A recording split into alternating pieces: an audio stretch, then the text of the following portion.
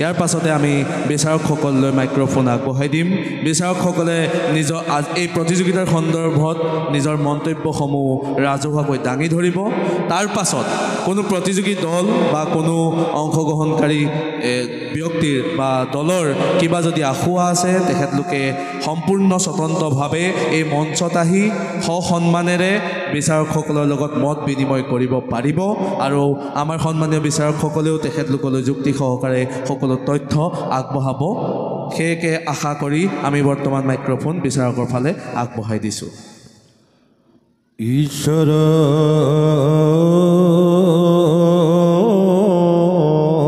পৰম ব্ৰহ্ম সচিদানন্দ বিগ্ৰহ অনাদিৰাদিৰ গোবিন্দ সৰ্বকাৰণ কাৰণ জয় জয়তে যিগৰাকী পৰম ব্ৰহ্ম ঈশ্বৰৰ সান্নিধ্যত জগতৰ চাৰিওমুঠি জীৱৰ কল্যাণ সাধিত হয়, সেইগৰাকী পৰম ব্ৰহ্ম ঈশ্বৰৰ চৰণত সৰ্বপ্ৰথমে প্ৰণিপাত নিবেদন কৰিছোঁ কৃষ্ণ।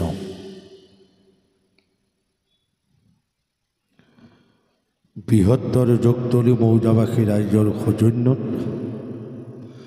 শিৱসাগৰবাসী ৰাইজৰ সহযোগত, নমাটি আৰু মথিয়াচিকাবাসী ৰাইজৰ আতিথ্যত সদৌ অসম ভিত্তিত আয়োজন কৰা ভাওনা প্ৰতিযোগিতাৰ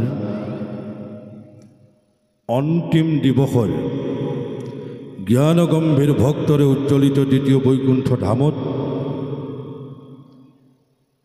সঞ্চালকৰ আসন গ্ৰহণ কৰা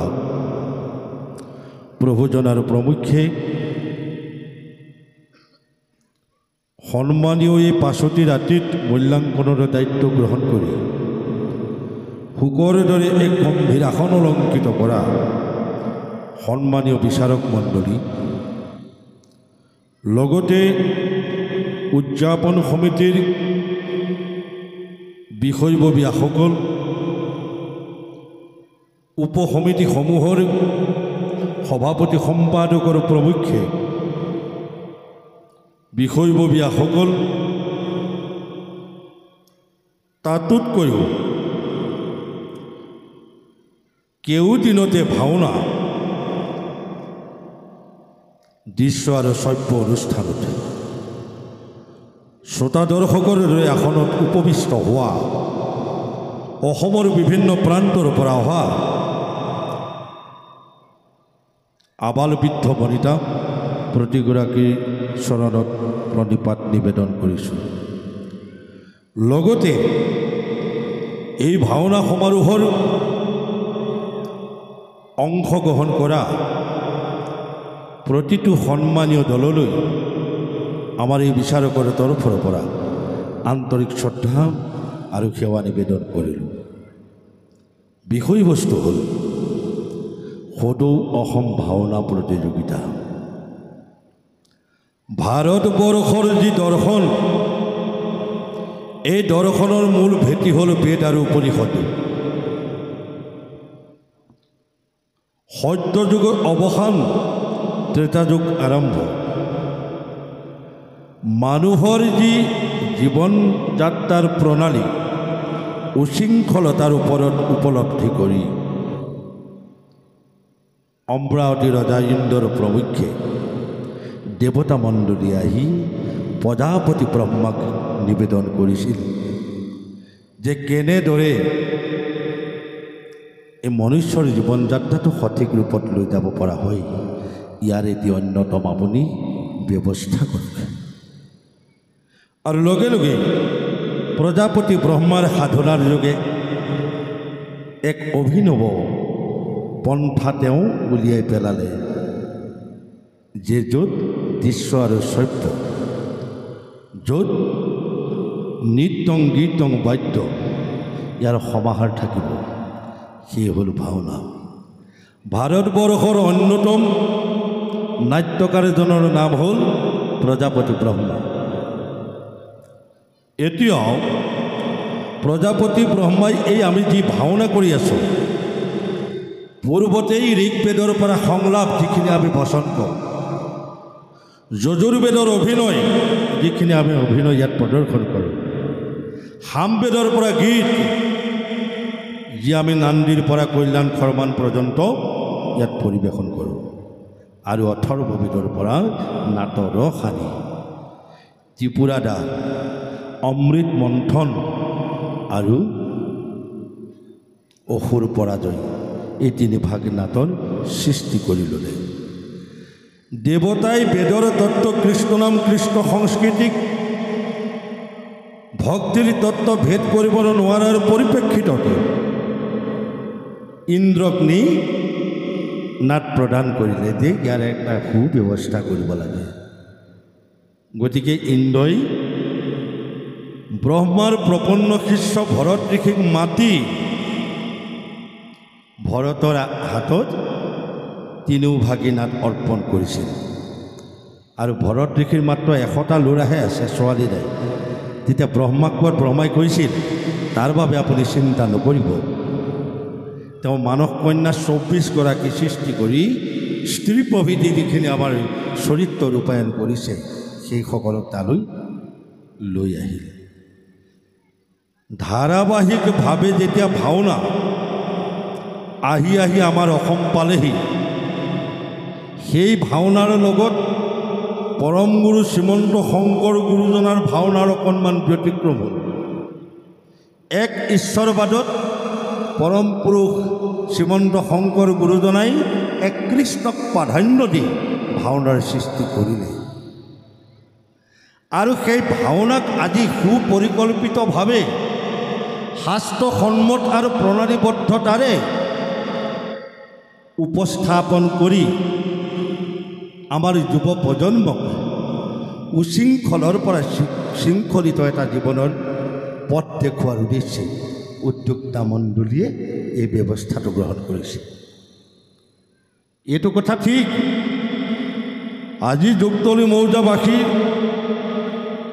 সৌজন্যত যি ভাওনা প্ৰতিযোগিতা হৈছে, ইয়াৰ অৰ্থ এইটো নহয় যে অসমৰ চুকে কোণে চহৰে নগৰে ভাওনা প্ৰতিযোগিতা অনুষ্ঠিত হৈছে, সেই চানেকি চাই আমিও এখন ভাওনা প্ৰতিযোগিতাৰ আয়োজন কৰোঁ, সেইটো কিন্তু নহয়। ইয়াৰ অন্যতম বিষয়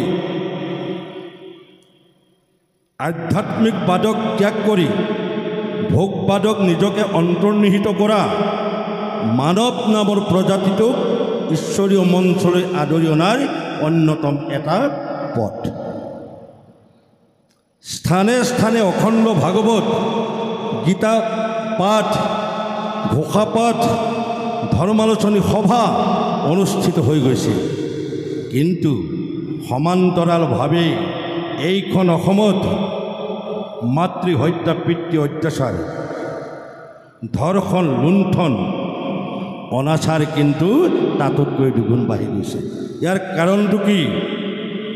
ইয়াৰ অন্যতম কাৰণটোৱে হৈছে যে আমি কৰি যোৱা কৰ্মবিলাকৰ শাস্ত্ৰসন্মত আৰু প্ৰণালীবদ্ধতাটো নাই। আজি সেই প্ৰণালীবদ্ধতাক সুশৃংখলিত ৰূপ দিবৰ কাৰণেই উদ্যোক্তা মণ্ডলীৰ আজি এই প্ৰতিযোগিতা। আজি ইয়াত 10টি দলে প্ৰতিযোগিতাত অংশগ্ৰহণ কৰিলে। দলীয় হিচাপে মাত্ৰ 5টি দলক পুৰস্কৃত কৰাৰ পাছত একক শ্ৰেণীৰ কথা মই নকওঁ, বাকী আৰু 5টি দল তাত থাকি গ'ল দলীয় হিচাপে তাত সোমাবলৈ। উদ্যোক্তা মণ্ডলীয়ে যদি 10টা পুৰস্কাৰ ঠিক কৰিলেহেঁতেন 10টাকে দি আজৰি হ'লোহেঁতেন, কিন্তু উদ্যোক্তা মণ্ডলীয়েতো সেইটো নকৰিলে, 5টাহে গোটাইছে। গতিকে যেতিয়া আমি পাওঁ তেতিয়া আমি ভাল, যদি আমি নাপাওঁ তেতিয়া আমি বেয়া হৈ যাওঁ, হয়নে বাৰু? আৰু এখনো ভাওনাৰ স্বকীয়তা আৰু বৈশিষ্ট্য নজনাকৈ গায়ন বায়নৰ পৰা ধৰি অভিনয় কৰা যিসকল আমাৰ ব্যক্তি আছে তেখেতসকলে কিন্তু ভাওনাৰ স্বকীয়তা আৰু বৈশিষ্ট্যৰ ওপৰত সম্যক জ্ঞান থকাটো উচিত। এখন দুখনকৈ 10খন ভাওনা পাৰ হৈ গ'ল। এই প্ৰতিযোগিতাত দেখিলোঁ 2টা বা 3টা ৰাতি পাৰ হোৱাৰ লগে লগে আমাৰ অকণমান ভাৱনা এটা আহে যে আমুক দলটোৱে অন্তত প্ৰথম ৰ'ব। কিন্তু গোটেই ভাওনা শেষ হৈ গ'ল, 10খন ভাওনাৰ ভিতৰত কোনে শ্ৰেষ্ঠতা প্ৰতিপন্ন কৰিব সেই ক্ষেত্ৰত কিন্তু আমাৰ অন্তিম পৰ্যায়লৈকে সন্দিহান নাথাকে। কিয়? ইয়াৰ কাৰণটো কি? অন্যতম কাৰণ হ'ল আমাৰ যিটো প্ৰণালীবদ্ধতা তাত অকণমান গণ্ডগোল আছে। প্ৰথম আৰম্ভ কৰিম পৰম গুৰু শ্ৰীমন্ত শংকৰৰ অনবদ্য সৃষ্টি আজি য'ত থিয় হৈ আছোঁ নামঘৰ। দ্বিতীয়টো হ'ল এই অনবদ্য সৃষ্টি নামঘৰলৈ কোন আহে? ভকত আহে। আৰু ভকতে নামঘৰত আহি কি কৰে? কৃষ্ণ নাম আৰু কৃষ্ণ সংস্কৃতিৰ ওপৰত পৰ্যালোচনা কৰে। অসমত এনেকুৱা এটা মঞ্চ নাই, এনেকুৱা এটা অনুষ্ঠান নাই যিটো শংকৰদেৱৰ নামঘৰৰ কৈ ওপৰলৈ গৈছে, নাই যোৱা। কাৰণ একেটা মঞ্চত পুতেক, বোৱাৰীয়েক, শহুৰেক, শাহুৰেক, নাতি, নতুন আপা আদি কৰি সকলো একেলগে বহি এই নামঘৰত যিকোনো দৃশ্য চাব পাৰে। কিন্তু অন্য মঞ্চত এইটো কিন্তু অলপ ব্যতিক্ৰম। এতিয়া নামৰ ঘৰ, ইয়াত ভকত আহিছে। এই ভকতৰ ভাওনাখন চাব। ভকতক মায়া দূৰ কৰিবৰ কাৰণেই এই মঞ্চটোলৈ আনিলে এখন বস্ত্ৰ নাম আৰ কাপোৰ। এতিয়া এটা ভাওনাৰ দলৰ ওপৰত লক্ষ্য ৰাখি মই কথাটো কৈছোঁ যে আৰ কাপোৰ যদি মায়াৰ বস্ত্ৰ হয়, অগ্নিগড় যদি ভক্তিৰ প্ৰতীক হয়, তেতিয়াহ'লে শ্ৰৱণ কীৰ্তন স্মৰণ অৰ্চন বৰ্ণন নাস্য সকীৰ্ত আত্মনিবেদন পদসেৱন এই 9বিধ ভকতিৰ 9 গেজ বন্তি প্ৰজ্বলিত হৈ থাকে। ভকতি আৰু মায়াৰ লগত এটা বিপৰীতপন্থী। যেতিয়ালৈকে মায়া চেত নহ'ব তেতিয়ালৈকে কিন্তু ভকতে ভকতি কৰিব নোৱাৰিব। দেখা গ'ল আৰ কাপোৰখন আনি পোনেই এই অগ্নিগড়ৰ ফুটা দুটাত ধৰি চাপা মাৰি ধৰি আছে। তেতিয়াহ'লে গণ্ডগোলটো ক'ত লাগিল? সেইখিনিতে আৰম্ভ হৈছে বেমাৰটো। পূৰ্বৰংগ আৰম্ভ হৈ গ'ল। শ্ৰীমন্ত শংকৰ গুৰুজনে গায়ন বায়ন আৰ কাপোৰ অগ্নিগড়ৰ পৰা আৰিয়াৰ পৰা ধৰি এই যিটো খোলাত আমি ভাওনা কৰিম সেই খোলাটোৰ নিৰ্দিষ্ট গণ্ডি কিন্তু কৰি থৈ গৈছে। সময় আহিল, গায়ন বায়নে প্ৰদক্ষিণ কৰিলে, উত্তৰমুৱাকে বহি পৰম ব্ৰহ্ম ঈশ্বৰৰ বাংময় মূৰ্তি ভগৱানৰ আসনত প্ৰণিপাত নিবেদন কৰিলে। লগে লগে হৰিধ্বনি হ'ল। বায়নে খোল আৰম্ভ কৰিলে, যিটো থোল পাই নবজাওক। যেতিয়া গায়ন বায়ন আৰম্ভ কৰি দিলে, এতিয়া বৰ্তমান আজি কেইবছৰমানৰ পৰা দেখিছোঁ শংকৰদেৱৰ ধৰ্ম দৰ্শন উত্তৰমুখী হ'ব লাগে। কিন্তু আমাৰ উত্তৰমুখীয়াকৈ নমস্কাৰটো জনাই লগে লগে কমলাবাৰী থোলৰ পৰাও যদি বাজনা বজাইছে, খিত গিৰ গিৰ গিৰ গিৰ গিৰ গিৰ গিৰ গিৰ খিত গিৰ গিৰ গিৰ গিৰ গিৰ গিৰ গিৰ গিৰ খিত তাও ঢেৰ বুলি কোৱাৰ লগে লগে মণিকূটৰ ফালে মুখকে দিলে। সেই বাজনা কেৱল মাত্ৰ মঞ্চত বাজে, নামঘৰত নহয়। কাৰণ আজি এইটো নামঘৰ প্ৰতিষ্ঠা কৰি ইয়াত গুৰুজনৰ সৃষ্টি ভাওনা প্ৰদৰ্শন হৈ আছে। দ্বিতীয় কথা, ভাওনাখনক কোনটো ভাৱৰীয়াই পৰিমাৰ্জিত ৰূপত নিজক ইয়াত উপস্থাপন কৰিব, সেই মণ্ডলকেইটা গায়ন বায়নৰ পানী পৰুৱাই দি গ'ল। আজি ইয়াত কোনোবা বায়ন আছে নেকি বাৰু? আমাৰ এইকেইদিনত অংশগ্ৰহণ কৰা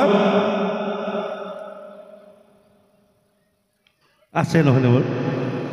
এতিয়াও যিমানকেইটা দলে ইয়াত পৰিৱেশন কৰিলে গায়ন বায়ন, দেখা গ'ল পানী পৰুৱাটো কোনো দলৰ নাই, শুদ্ধ ৰূপত দিব নোৱাৰে। তেওঁলোকক যদি সোধোঁ পানী পৰুৱাত বিশৃংখল আছে, পানী পৰুৱা দিবলৈ যাওঁতে এনেকৈ যে পকায়, এনেকৈ পাক দি যায় নে? এই পাক দি যাওঁতে তেওঁলোকে ঘূৰি আহোঁতে 2টা চাৰি সংযোগ হ'ব লাগে। 2টা চাৰি যেতিয়া আপোনালোকে মুখামুখিকৈ সংযোগ কৰিব তেতিয়া তাত 4টা মণ্ডল হয়। প্ৰথম মণ্ডলটো তাত পৰে। বিষ্ণুৱে প্ৰৱেশ কৰি গৈ ভাওনাৰ নিৰ্দিষ্ট নীতি নিয়ম অনুসৰি খোলাখনত এপাক প্ৰদক্ষিণ কৰি তাৰ পৰা উত্তৰমুখীয়াকৈ সংলাপটো ক'ব লাগে। আৰু আমাৰ এতিয়া কৃষ্ণই কি কৰে, পঞ্চাতে আধা খোলাৰ পৰা ঘূৰি ঠিক দোহাৰ এখন ইয়াত বহি আছে, ইমানৰ পৰা আসনৰ ফালে পিঠিটো দিয়ে আৰু কৃষ্ণই এফাল মুখে কথা কয়। গতিকে তেনেকুৱা এজন কৃষ্ণক এইটো মঞ্চত পুৰস্কৃত কেতিয়াও কৰা নহ'ব, নিৰ্দিষ্ট, কাৰণ এইটো কৃষ্ণ সংস্কৃতিৰ মঞ্চ। আৰু উত্তৰমুখীয়াকৈ সংলাপটো নিক্ষেপণৰ পাছত তেওঁ যিফালে মন যায় সেইফালেই দৰ্শকক চাই কথা কয়। কিন্তু প্ৰথমটো সেইটো। দ্বিতীয় মণ্ডলটো পানীপৰত নিৰূপণ কৰিলে ৰজা মহাৰজা আৰু ঋষিমুনিসকলৰ কাৰণে। ৰজাই প্ৰৱেশ কৰি গৈ পেলাই খোলাখন গচকিবলৈ নাপালে আধাৰ পৰা ঘূৰি গৈ কৃষ্ণ মণ্ডলতে দ্বাৰকা ঠাইত আকৌ একে ঠাইতে ফুটলত বলি প্ৰৱেশ কৰি দিলে। এইটো কিমান ডাঙৰ কথা হৈছে, নিজৰ মণ্ডলেই চিনি নাপায়। মই যদি খেতিয়ক হওঁ, মই সেই ভূমি টুকুৰাৰ বিষয়ে জানিব লাগিব।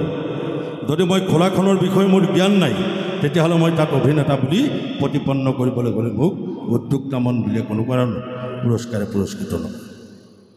তৃতীয় মণ্ডলটো স্ত্ৰী প্ৰভৃতি গন্ধৰ্ব কিন্নৰ চাৰণ এইসকলে অৱস্থান কৰি ইয়াৰ পৰা সংলাপটো ক'ব লাগে। কিন্তু আজি দেখিছোঁ মহিলাই প্ৰৱেশ কৰি গৈ পেলাই কৃষ্ণ মণ্ডলৰ পৰা ৰজা মণ্ডলৰ পৰা কথা কৈ আছে। একেবাৰে শেষৰ মণ্ডলটোৰ নাম হ'ল দোহাৰ। এতিয়া বিষয় হ'ল আমি ক'ত অনুষ্ঠানটো অনুষ্ঠিত কৰিম, সেই স্থানটোৰ ওপৰতে যদি আমাৰ ভাৱটো নাই, আমাৰ সেই স্থানটোৰ ওপৰতে যদি আমি জ্ঞাত নহয়, তেতিয়াহ'লে আমাৰ ভাওনা কৰাৰ যুক্তিযুক্ততাটো ক'ত? এতিয়া আহিল সূত্ৰই প্ৰৱেশ কৰিলে, বাজনা বজাই দিলে, সূত্ৰ নৃত্য নিষ্কান্তং। কেতিয়া হ'ল? নাট আৰম্ভ হ'বলৈ পোৱাই নাই, তেতিয়া ক'ব ইতি সূত্ৰ নৃত্য নিষ্কান্ত। সূত্ৰ বহিল, আৰম্ভ কৰিলে কৃষ্ণ প্ৰৱেশৰ গীত। কৃষ্ণই প্ৰৱেশ কৰি গ'ল, মই এতিয়া কোৱাৰ দৰে কৃষ্ণই প্ৰৱেশ কৰি গৈ খোলাখন এবাৰ তেওঁ প্ৰৱেশ সেনেকৈ কৰি যাওঁতে গীতত যদি তাত এদাই হৈছে, এপাক গৈ পেলাই অন্ততঃ নিজৰ মণ্ডলটোৰ পৰা কথা কোৱা উচিত আছিল। এতিয়া কৃষ্ণই কথা কৈ যোৱাৰ পাছত যেতিয়া ৰজাজন প্ৰৱেশ কৰে, তেওঁ নিজৰ জেগাৰ পৰা সংলাপটো নিক্ষেপ কৰিব লাগিব। এতিয়া একেবাৰে ডাঙৰ কথাটো হ'ল প্ৰৱেশ আৰু প্ৰস্থান দুটা বস্তু। অগ্নিগড়েদি প্ৰৱেশ হয় আৰু এইফালেদি প্ৰস্থান হয়। প্ৰৱেশ মানে কি বাৰু? আমাৰ যথেষ্ট অভিজ্ঞ অভিনেতাসকল আজি আমাৰ সন্মুখত আছে। প্ৰৱেশ মানে কি? প্ৰৱেশ মানে কি? প্ৰৱেশ মানে আমি ওলাই অহাটোৱে বুজি থাকোঁ, নহয়নে বাৰু? এতিয়ালৈকে ওলাই অহাটোৱে বুজোঁ। মানে গতি, এইটো মই গৈ থকা। ব্ৰেক মানে আকৃতি। যদি মই হিৰণ্যকশিপুৰ হওঁ, তেতিয়াহ'লে মোৰ আকৃতিটো হিৰণ্যকশিপুৰৰ দৰেই ঠেং ভৰি আকাৰ আকৃতি আহিব। যদি মই ইন্দ্ৰ হওঁ, তেতিয়াহ'লে মই দেৱতা, মোৰ ভদ্ৰ হ'ব লাগিব। যদি মই মানধাতা হওঁ, তেতিয়াহ'লে মই আৰু ভদ্ৰ হ'ব লাগিব। পোনেই গ'ল প্ৰৱেশ কৰি, খোলা গচকিবলৈ পোৱাই নাই। ৰজাই পোনচাতেই প্ৰৱেশ কৰি গৈ ইয়াত আৰম্ভ কৰি এনেকৈ দি দিলে। প্ৰকৃততে এইটো কি সংস্কৃতি বাৰু কৰিব? এনেকৈ যে হাত দুটা দাঙি দিয়ে, তাৰ পৰা আৰম্ভ কৰিলে এক হুলস্থুল। সুন্দৰ মাইক এটা লগাই থোৱা থাকে, তাত উদ্ধবাহু উত্তাউলতাই ডাঙৰ বিকট চিঞৰ বাঢ়ি, হেনৱতী আছেনে কুশলবোৰ যত প্ৰজাগণ। আজি পবিত্ৰ ভূমি বিধানসভাত ভদ্ৰতাৰে কথা কয়, অভদ্ৰ আচৰণ কৰিলে তাক তাৰ পৰা উলিয়াই পঠিয়াই নপঠিয়াই। ৰাজসভাৰ সেই খোলাখন হৈছে পটভূমিখন পবিত্ৰ। তাত ভায়েক ককাইক আৰু সেনাপতিয়ে কথা পাতি আছে। সেই দানৱ হ'ল বুলি চিঞৰ বাখৰ নহয়। ভাই প্ৰমত্ত আৰু মন্ত্ৰীবৰ আছেনে কুশলবোৰ যত প্ৰজাগণ, কৰিছেনে কোনোবাই পিতৃ আচৰণ। যদি উত্তৰটো দিব লগা হয়, সন্মান জনাই মন্ত্ৰীয়ে ক'ব অদ্য পৰিবিধ সকলো ৰজাই কৰিছে সুখেৰে বাস আৰু ইয়াত নাই অকণো দ্বিমত। সেনাপতিয়ে তেতিয়া ক'ব, তাৰ বাবে আপুনি চিন্তা নকৰিব মহাৰাজ, যদিও বা কৰে কোনোবাই আমাৰ বিৰুদ্ধাচৰণ, তুৰন্তে তাক বন্দী কৰি আনি এই ভাষাটোত সংলাপটো থাকিব লাগিছিল। কিন্তু ইমানেই চিঞৰ ইয়াত বিচাৰকটো দূৰ কথা, মাইকৰ বক্সকেইটাৰ ওচৰত থকা অন্তত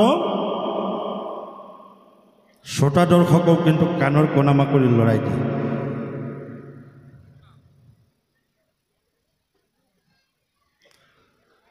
এতিয়া যদি ৰাজসভাখনত আমাৰ তেনেকুৱা অৱস্থা হয়, তেতিয়াহ'লে আমাৰ অৱস্থাটো কি হ'ব পাৰে? প্ৰস্থান, এনেই শংকৰ গুৰুৱে প্ৰস্থান শব্দটো তাত ব্যৱহাৰ কৰা নাই। মানে গতি, স্থান মানে জীৱবিলাক ক'ৰ পৰা আহে? ভগৱানে কৈছে মোৰ বক্ষৰ পৰা জীৱৰ সৃষ্টি হয়, জীৱবিলাক তাৰ পৰা ওলাই যায়, আৰু প্ৰলয়ৰ কালত মোৰ বক্ষত তেওঁলোক লীন যায়। গতিকে প্ৰস্থানৰ বেদিকা তাত গৈ তাৰমানে য'ৰ পৰা আহিছে তালৈ গুচি গৈছে। এতিয়া এই যে শংকৰদেৱৰ ধৰ্ম দৰ্শনত ভাওনা সংস্কৃতি, এই ভাওনা সংস্কৃতি আমাৰ আজি আহি নামঘৰত প্ৰতিযোগিতামূলক ব্যৱস্থা হ'ল, নহয়নে বাৰু? আজি প্ৰতিযোগিতা ভাওনাত আমাৰ দৰ্শক বুলিবলৈ নাই। আগত কিন্তু গাঁৱত ভাওনা পাতিলে আমাৰ যাবলৈ মন নাই। ইয়াৰ অন্যতম ব্যৱস্থাটো কি আপোনালোকে এবাৰ মন কৰিব, যেতিয়ালৈকে ভাওনাৰ সূত্ৰ আছে, গায়ন বায়ন গায়, তেতিয়ালৈকে আমাৰ দেউতাহঁতো নাহে, আমাৰ ল'ৰাকেইটাও নাহে। যেতিয়া কৃষ্ণই প্ৰৱেশ কৰিলে, মানধাতাই প্ৰৱেশ কৰিলে, তেতিয়ালৈকে নাই। চানাগুদিয়াই দোকানৰ কাষত থাকে, ৰাস্তাই পদূলিয়ে।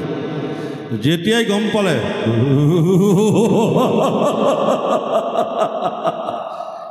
তেতিয়া গম পাই গ'ল বোলে আমাৰ লগৰকেইটাই এতিয়াহে প্ৰৱেশ কৰিছে। গতিকে অসমৰ ভাওনা সংস্কৃতিটো কিমান ওপৰলৈ গৈ আছে আপোনালোকে চিন্তা কৰে, হয়নে বাৰু? আৰু সঠিক ৰূপত, পৰিমাৰ্জিত ৰূপত ইয়াত উপস্থাপন কৰিবৰ কাৰণে এই যুক্তলিবাসী ৰাইজৰ কেইগৰাকীমান সৌভাগ্যৱান পিতৃ মাতৃৰ সুযোগ্য সন্তানসকলে এই আধ্যাত্মিক চিন্তা চৰ্চাটো কৰি এনেকুৱা এটা মঞ্চ আমাৰ হাতত তুলি দিলে, য'ত আমাৰ আবালবৃদ্ধ বনিতা সকলোৱে কৃষ্ণ ভক্তিৰ মাজলৈ সোমাই যাব পাৰোঁ।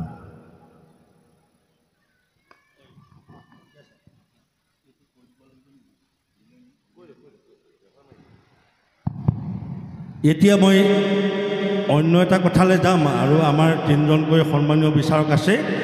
এই যে কৈ গৈছোঁ 10টা দলৰ ভিতৰত 5টাই দলৰ মাজত সোমাই গ'ল, বাকীখিনিয়ে নাপোৱা কোনোবাই ক'ব নেকি কথা বাৰু?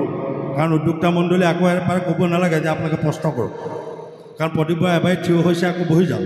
আহকচোন, অকণমান উঠি আহক আপোনালোক।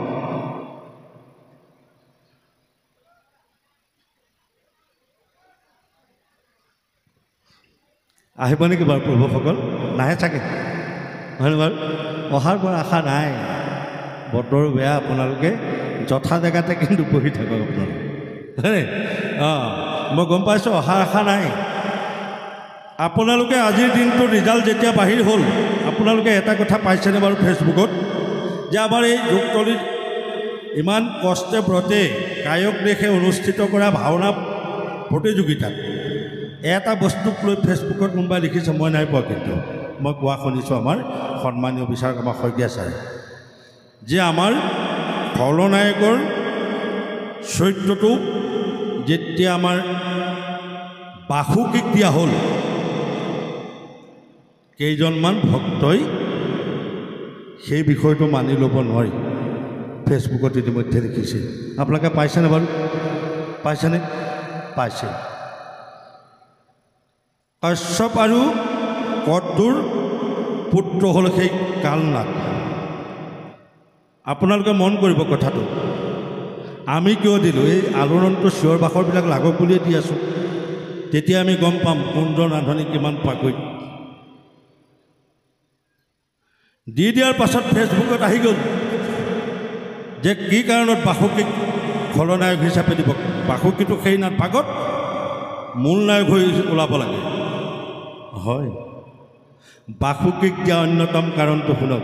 ৰাজসভাত ইয়াত কৰা মানুহ যদি আছে আৰু কৰি থকা মানুহ যদি আছে, চাই থকা সকলটো আছেই। আপোনালোকে মন কৰিব, যেতিয়া মাক অহংকাৰী কদলৈ গৈ পেলাই ক'লে যে মইতো ঘোঁৰাটো বগা বুলি ক'লোঁ, তাক এতিয়া ক'লা কৰিব লাগে, সেই কথাটো প্ৰথমতেহে প্ৰতিবাদ কৰিছিলে বাসুকীয়ে। তাৰ পাছত দেখোন তক্ষকৰ লগত বিসম্বাদো হ'ল। এলাপাত্ৰহে ভালে থাকিল তেওঁৰ লগত। কিন্তু শেষত কি হ'ল, মাতৃৰ বাক্য ৰক্ষাৰ কাৰণে দুতলীয়া ভক্তি কৰিবলৈ আৰম্ভ কৰি দিলে। প্ৰথম প্ৰতিবাদ, তাৰ পাছত গৈ পেলাই সেই ঘোঁৰাটোক সেই ক'লা সাপগালে মেৰিয়াই মেলি, লগততো বাসুকীও আছে। গতিকে দুটা বস্তু একেলগে এটা গতি পথত লৈ যাবলৈ গৈছে। সেইকাৰণে বাসুকীক আজি তাৰিখৰ এই যি আমাৰ ফলাফল ঘোষণা যুক্ত দিন, তাত আমি বাসুকীক খলনায়ক হিচাপে প্ৰতিষ্ঠিত কৰা হৈছে। ইয়াৰ ওপৰত কোনোবাই কিবা ক'ব নেকি?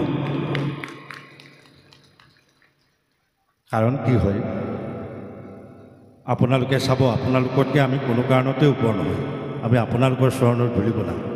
কিন্তু এটা কথা ঠিক, এই যে আমি ইয়াত ভাওনাৰ মূল্যাংকনৰ দায়িত্বত বহোঁ, মই গাঁওখনৰ পৰা খোলটো বজাই বায়ন হ'লোঁ বুলিয়ে মোক কোনোবাই প্ৰতিযোগিতাত বিচাৰক দিব, এইটো নহয়। মই ভাও এটা কৰিলোঁ, বৰ ধুনীয়া হৈছে দিয়া, মোক কেইবাবছৰ একেটা ভাওকে কৰিলোঁ, ভাল হৈ গ'ল, গতিকে ইয়াক আৰু বিচাৰকলৈ মাতিয়ে দিব পাৰি, হয়নে বাৰু? মই যদি আজি গাঁৱত গীত গাওঁ, গায়ন হৈ যাওঁ, ইয়াক মাতি দিব পাৰি, নহ'ব। নাট্যবেদ নাট্যশাস্ত্ৰ শংকৰ মাধৱৰ নাটৰ ওপৰত আৰু লগতেই খোলত বায়ন আৰু গীতত গায়নৰ জ্ঞানটো তেওঁক থাকিব নিশ্চয় লাগিব। গম পালেনে বাৰু? এতিয়া এই ভাওনাৰ আজি যদি আমাৰ অভিনেতাসকলে পুৰস্কৃত হৈছে, তেওঁলোকক যদি মাতি আনি সোধোঁ, নৃত্য আমাৰ দুটা হয়, এটা লাস্য নৃত্য আৰু আনটো হ'ল কি তাণ্ডৱ। এই নৃত্যবিলাক আমি ক'ৰ পৰা পালোঁ? ক'ৰ পৰা পালোঁ বাৰু? আপোনালোকে মইতো লখিমপুৰলৈ যামগৈ আজি, আপোনালোকে দমদমাই নাথাকিব। ইয়াতে এতিয়া মাত্ৰ আমি এই প্ৰক্ৰিয়াটো যে কৰিছোঁ, কেৱল মাত্ৰ কমিটিখনৰ গাত যাতে কোনো দাগ থাকিব নোৱাৰিব, এইটো একদম খাটাং কথা। 4জন মানুহে এই গোটেই দায়িত্বটো লৈছে, 4জন মানুহে ইয়াত ব্যৱস্থাটো কৰিছে। ইয়াৰ পাছত আৰু বেলেগকৈ কথা নাথাকে। কাইলৈ হোৱাটছআপ ফেচবুকত কিবা লিখিবলগীয়া হ'লে তেতিয়া কিন্তু আপোনালোকে আমাৰ পৰা ভাল ব্যৱহাৰ নাপাব। গতিকে ইয়াৰ আগতেই কৈ লৈছোঁ। গতিকে আপোনালোকে যি ক'ব লগা আছে এতিয়াই কওক। কোনোবাই যদি প্ৰথম হ'ব লগা আছে দ্বিতীয়লৈ গ'ল, দ্বিতীয় হ'ব লগা আছে তৃতীয়লৈ গ'ল। এই ক্ষেত্ৰত কিন্তু ইয়াত আপোনালোকে মাতক। মই আকৌ এবাৰ আপোনালোকৰ চৰণত ধৰি অনুৰোধ কৰিছোঁ।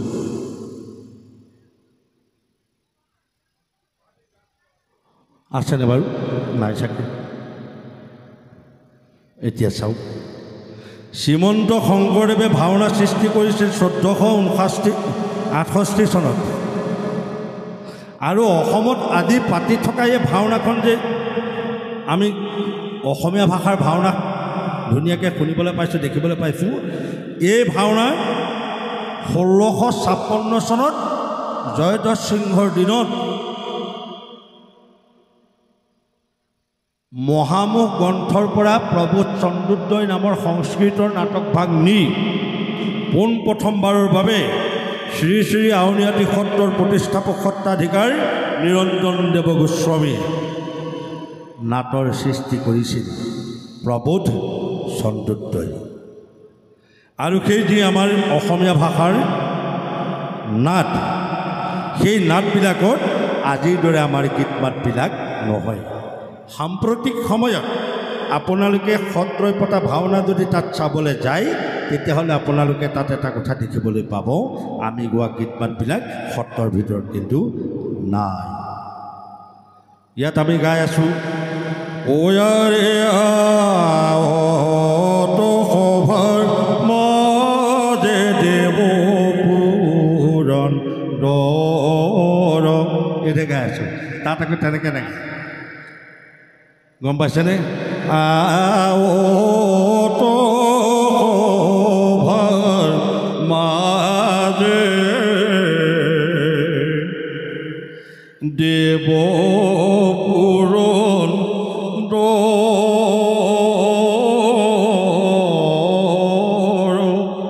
আৰে পদ ভৰে বহু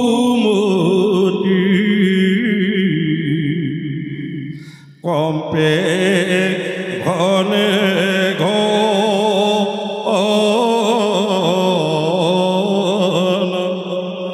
এতিয়া আমাৰ একবিংশ শতিকাত সকলোৱে আমি ৰুচিবোধত থাকোঁ যে সেইকাৰণে আমাৰ সাম্প্ৰতিক সময়ত সকলোকে আকৰ্ষিত কৰিবৰ কাৰণে এটা বৰ সুন্দৰ পদ্ধতি অসম ভাওনা মাৰোঁ। গতিকে আমি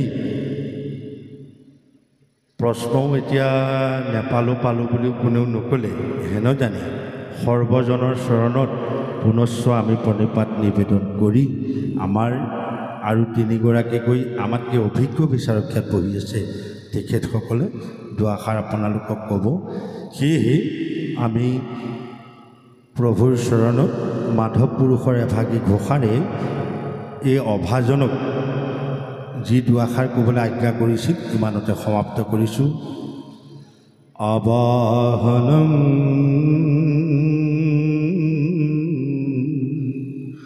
নজনামি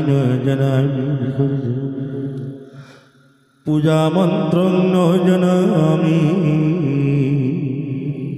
তং গতি পৰমেশ্বৰম তং গতি পৰমেশ্বৰম। কৃষ্ণ কৃষ্ণ। আজি আমি চাৰিগৰাকী বিচাৰক ইতিমধ্যে যোৱা 5 দিন আমি ভাওনাত শ্ৰৱণ দৰ্শন কৰাৰ এটা হিচাপে আমি ইয়াত আসনত উপবিষ্ট হ'লোঁ। এটা কথা ঠিক যে আমি প্ৰকৃততে অধম, কাৰণ আমি অধমে কেৱল দুখহে দেখোঁ।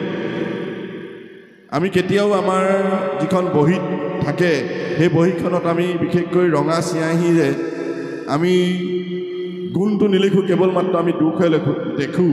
গতিকে আমি আটাইতকৈ অধম। গতিকে অধমৰ সহস্ৰ কোটি অপৰাধ নিশ্চয় থাকিব। গতিকে সেই অপৰাধৰ আমি ক্ষমা প্ৰাৰ্থনীয়। ইতিমধ্যে মই জানো যে আমাক ইয়াত যি কেইগৰাকী বিচাৰক বহিছে, বিকাশ শইকীয়াদেৱ নিজেই এজন বৰবায়ন। আমাৰ প্ৰদীপ বৰা ডাঙৰীয়াক মই আগতে অৱশ্যে পোৱা নাই, মই যেতিয়া প্ৰতিযোগী হিচাপে গৈছিলোঁ তেতিয়াহে পাইছিলোঁ মই।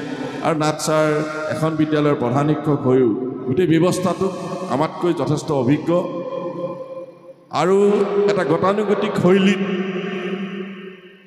পৰম্পৰাগতভাৱে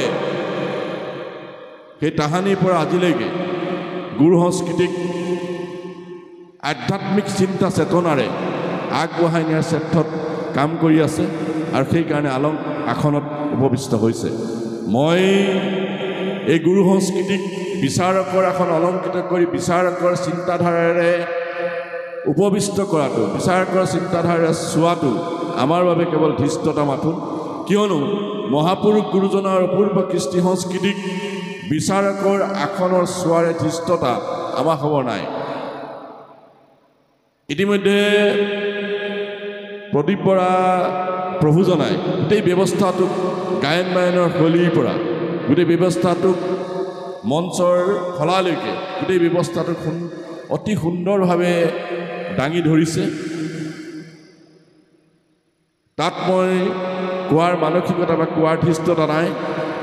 মাত্ৰ 3টা কথা মই ক'ব বিচাৰিছোঁ। যে প্ৰথম কথাটো হ'ল ভাওনাই প্ৰতিযোগিতাই পৰিশীলিত আৰু পৰিমাৰ্জিত ৰূপ এটা দিছে।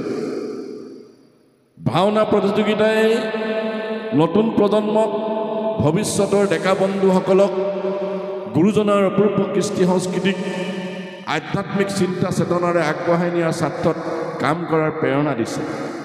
আৰু সেইকাৰণেই আপোনালোকে নিশ্চয় দেখিছে যে এভাগ মাত্ৰ ভাওনাৰ বাদে, এভাগ মাত্ৰ ভাওনাৰ বায়নৰ বাদে বাকীসকল গোটেই যিসকলে ইয়াত খোল লৈ ভাওনা বায়ন হিচাপে ইয়াত গায়ন হিচাপে ইয়াত অংশগ্ৰহণ কৰিছে, প্ৰত্যেকজনেই মই ভাবিছোঁ যে 30 বছৰৰ তলৰ এইটো আমাৰ বাবে, আমাৰ জাতীয় জীৱনৰ বাবে, আমাৰ জাতিটোৰ বাবে গুৰুজনাৰ অপূৰ্ব কৃষ্টি সংস্কৃতিক নতুন প্ৰজন্মই লোৱাৰ স্বাৰ্থত ই এটা সঁচাকৈয়ে এটা উল্লেখযোগ্য বৰঙণি বুলি, মই এই প্ৰতিযোগিতাৰ এটা উল্লেখযোগ্য বৰঙণি বুলি ভাবিছোঁ। আৰু বহু কথা ধনাত্মক দিশ আছে মই কেইটামান ঋণাত্মক দিশৰ কথা ক'বলৈ গৈছোঁ অসমৰ চুকে কোণে প্ৰতিযোগিতা হৈছে অসমৰ চুকে কোণে প্ৰতিযোগিতা হোৱাৰ মূল কাৰণটোৱে হ'ল যে জনসমাদিত হৈছে আজি এই প্ৰতিকূল বতৰতো ভাওনা ইয়াৰ এই অঞ্চলৰ জ্যেষ্ঠসকলে পৰিৱেশন কৰিব আপোনালোকে উপস্থাপন কৰাৰ শৈলী উপভোগ কৰিবৰ কাৰণে এই প্ৰতিকূল বতৰটো আপোনালোকে আহি থিয় হৈ আছে যোৱা কেইদিন ইমান বৰষুণ ইমান ঠাণ্ডাটো আপোনালোকে চাইছে কিহৰ কাৰণে যে গুৰুজনাৰ অপূৰ্ব কৃষ্টি সংস্কৃতিক নতুন প্ৰজন্মই গ্ৰহণ কৰিছে জনসমাদিত হৈছে সেইকাৰণে গোটেই ব্যৱস্থাটোত আপোনালোক জড়িত হৈ পৰিছে মই ঋণাত্মক দিশকেইটা কথা ক'বলৈ লৈছোঁ মই নিজেই কৈছোঁ যে আমি 10 বছৰৰ পৰা আমি ভাওনা ব্যৱস্থাটোত পৰম্পৰাগতভাৱে জড়িত হৈ আছোঁ আনিবৰ কাৰণে বহাগমহীয়া কঠীয়া সিঁচিবৰ কাৰণে মলাই থোৱা ধানকেইটা বিকি নিজৰ মনে মনে বিকি পেলাই যি হাত আনিছিল সেইসকলৰ শ্ৰীচৰণত আপোনালোকে আজিৰ তাৰিখৰ ভাৱৰীয়াই সদায় পৰিপাত জমা যদি সেই পায়নসকলে সেই ভাৱৰীয়াসকলে এই ব্যৱস্থাটোত যদি আমাৰ কাৰণে ৰাখি থৈ নগ'লহেঁতেন তেনেহ'লে আজিৰ তাৰিখত মই দেখিছোঁ এতিয়া ভাৱৰীয়া বা আমাৰ লুৰুমেণ্টিৰ ভাৱৰীয়া বা আমাৰ বিভিন্ন যিসকল ভাৱৰীয়া আছে এই ভাৱৰীয়াসকল কেতিয়াও ভাৱৰীয়া হ'ব নোৱাৰে গতিকে মই এই মঞ্চৰ পৰা সেইসকল বৰেণ্য ব্যক্তিক সেইসকল বৰেণ্য পায়নক ভাৱৰীয়াক মই শ্ৰদ্ধা জনাইছোঁ নিবেদন কৰিছোঁ কিন্তু আজিৰ তাৰিখত এটা ঋণাত্মক দিশ হৈছে যে আমি প্ৰতিযোগিতালৈ আহিছোঁ প্ৰতিযোগিতাত আমি পুৰস্কৃত হ'বই লাগিব গতিকে পুৰস্কাৰটো আমাৰ লাগিব এটা দলত আপোনালোকে নিৰীক্ষণ কৰিব এটা দলত 10জন ভাৱৰীয়া বা 12জন ভাৱৰীয়া থাকে আৰু মই দেখিছোঁ যে 12জন ভাৱৰীয়াই প্ৰত্যেকেই নিজৰ নিজৰ চৰিত্ৰটো উপস্থাপন কৰে নিজে যাতে পুৰস্কৃত হয় মই বেছ এক্টৰ পাওঁ মই শ্ৰেষ্ঠ ভাৱৰীয়া কেনেকৈ উঠাওঁ কিবা কাৰণত যদি দলটো সময়ৰ পৰা আঁতৰি যায় সেইটো গুৰুত্ব নিদিয়ে মই দলসকলে বিনম্ৰভাৱে অনুৰোধ জনাইছোঁ যে এটা দল কৰিবলৈ গ'লে দলগত যিটো ব্যৱস্থা এই গোটেই দলগত ব্যৱস্থা কিন্তু অতি সোনকালে লাগিব হয় ভাওনা পেছাদাৰী হৈছে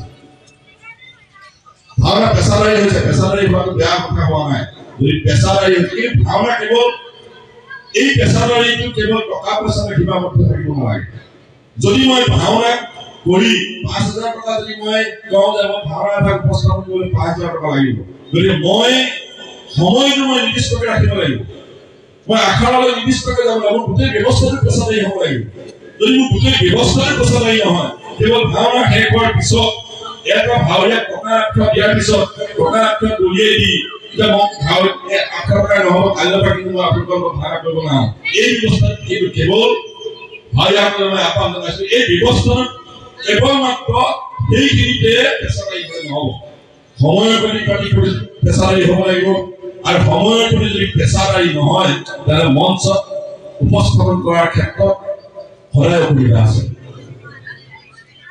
প্ৰতিযোগীসকলৰ এটা ঋণাত্মক দিশ হৈছে যে প্ৰতিযোগীসকল আখৰালৈ নাহে আৰু আখৰালৈ নহাৰ ব্যৱস্থাটো ইয়াতে আখৰা নহয় ভাওনা উপস্থাপন কৰিছে সকলোৱে ধৰা পৰে আজিকালিতো নিমন্ত্ৰিত ভাওনাত যেতিয়া উপস্থাপন কৰে মই দি ক'ব পাৰোঁ যে উপস্থাপন কৰে যেতিয়া ভাওনা এখন উপস্থাপন কৰে গোটেই ভাৱৰীয়াকেইটাক ভাওনা দিলেও চিনি নাপায় আখৰাটো বাদ দিয়ক গোটেই ব্যৱস্থাটোত ভাৱৰীয়াসকলক যদি 16জন ভাৱৰীয়া থাকে সোধা যদি যায় কোনে ল'ব ক'ব নোৱাৰে ভাওনা দিলেও মিলা মিছা নহয় তাৰমানে ক'ব নোৱাৰে তেনেকেই ভাওনাবিলাক চলিছে মই প্ৰতিযোগীসকলৰ প্ৰতি এটা অনুৰোধ জনাইছোঁ হয় আজি প্ৰতিযোগীয়ে মোৰো আমলিত হ'ব যে আপোনালোকক তেনেকৈ ভাওনা কৰে মই কিন্তু উপলব্ধি কৰিছোঁ যে এই ব্যৱস্থাটো যদি আমি গৈ থাকোঁ এনেকুৱা যদি অতি পেছাদাৰী ক্ষেত্ৰত আমি গৈ থাকোঁ ৰাতিপুৱা টকা 500 দিলে যদি দলিয়াই দিয়াৰ ব্যৱস্থাটো গৈ থাকোঁ তেতিয়াহ'লে ভাওনা সংস্কৃতি কিন্তু বৰ বেছি দিন নাথাকে প্ৰতিযোগিতাৰ থলীৰ পৰাই ভাওনা শেষ হৈ যাব এইটো কাৰণে শেষ হ'ব যে প্ৰত্যেকেই যদি অত্যন্ত পেছাদাৰী মনোবৃত্তিৰে এই ব্যৱস্থাটো গ্ৰহণ কৰে তেনেহ'লে কেতিয়াও কিন্তু গ্ৰহণযোগ্য নহ'ব সেই সময়ত আজিৰ পৰা এই ব্যৱস্থাটো যদি পেছাদাৰী ব্যৱস্থাটো যদি অতিভাৱে থাকিলেহেঁতেন তেনেহ'লে আমাৰ বাবে নাথাকে আজি যদি পানীৰ পৰা সেই বায়ুমণ্ডলে যদি খুলটো বজাই নাথাকিলেহেঁতেন, খুলটোৰ পৰা ব্যৱস্থাটো যদি অপেচাৰি নোহোৱাকৈ যদি নাৰাখিলেহেঁতেন, তেন্তে আজি তাৰিখলৈ আমাৰ এই ব্যৱস্থাটো নাথাকে। মই এই কথাটো অনুভৱ কৰিছো। আৰু প্ৰতিযোগিতাত পুৰস্কাৰী সৰ্বোচ্চ নহয়, পুৰস্কাৰী সৰ্বোচ্চ বুলি যদি কোনোবা প্ৰতিযোগী ইয়াত অংশগ্ৰহণ হয়, প্ৰতিযোগিতা অংশগ্ৰহণ কৰিছে তেওঁক পুৰস্কাৰ লাগিবই, কিন্তু পুৰস্কাৰী সৰ্বোচ্চ নহয়। পুৰস্কাৰ আজিৰ পুৰস্কৃত হোৱাৰ ব্যৱস্থাটো কি হৈছে যে আমি যদি আজি প্ৰথম শ্ৰেষ্ঠ দল বা মই শ্ৰেষ্ঠ ভাৱৰীয়া হিচাপে যদি এনেকৈ পুৰস্কৃত হৈছো, তেন্তে কাইলৈ যদি কোনোবা দল এটা মাতে যে আপুনি কৰিবলৈ আহকচোন, তেতিয়া ভাৱৰীয়াজনৰ ব্যৱস্থাটো কি হয় যে মই আমুক স্থানত পুৰস্কৃত হৈছো, মোক কিন্তু ৫,০০০ টকা লাগিব। এই ব্যৱস্থাটো এৰক, বেয়া নাপাব, মই একদম সত্য আৰু শুদ্ধ কথাটো কৈছো। আজি ২৩ বছৰে ভাওনা উপস্থাপন কৰাৰ যিটো মই পাইছো, সেই কথাটো কৈছো। মই কৈছো যে আপোনালোকে পুৰস্কৃত শ্ৰেষ্ঠ ভাৱৰীয়া পুৰস্কৃত হৈছে, সেই পুৰস্কাৰ পোৱা ভাৱৰীয়াজনে এটা ব্যৱস্থা কৰক যে আপোনালোকৰ দলৰ প্ৰত্যেকজন ভাৱৰীয়াক সেই শ্ৰেষ্ঠ ভাৱৰীয়াৰ উপযোগীলৈ লৈ যাওক, শ্ৰেষ্ঠ ভাৱৰীয়াৰ উপযোগীলৈ লৈ যাওক, আৰু শ্ৰেষ্ঠ ভাৱৰীয়াৰ উপযোগিতাৰ যোগেদি ভাওনা শৈলী উপস্থাপন কৰক, তেতিয়া নিশ্চয় ভাল হ'ব। এটা কথা ঠিক, ভাওনা আগতে হিৰণ্য কবিৰ গাঁৱৰ মই বহুত চিঞৰিছিল, সাংঘাতিকভাৱে চিঞৰিছিল,